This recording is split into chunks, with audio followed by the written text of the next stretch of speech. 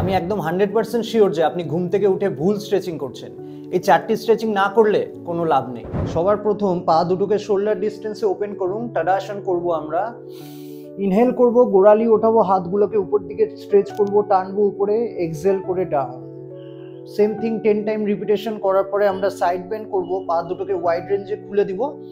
Right side bend করার সময় left hand থেকে শ্বাস নিতে নিতে টানবো, শ্বাস ছেড়ে সোজা হব।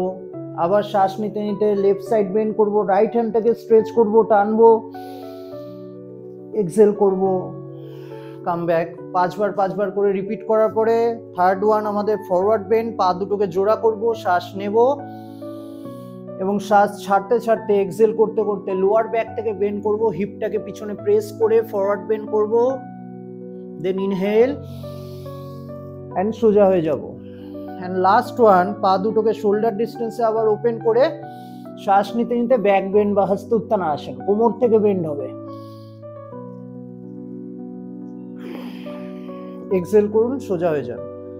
এভাবেই আরো গুরুত্বপূর্ণ যোগার তথ্য পাওয়ার জন্য আমাদের ইউটিউব চ্যানেল সাবস্ক্রাইব করুন।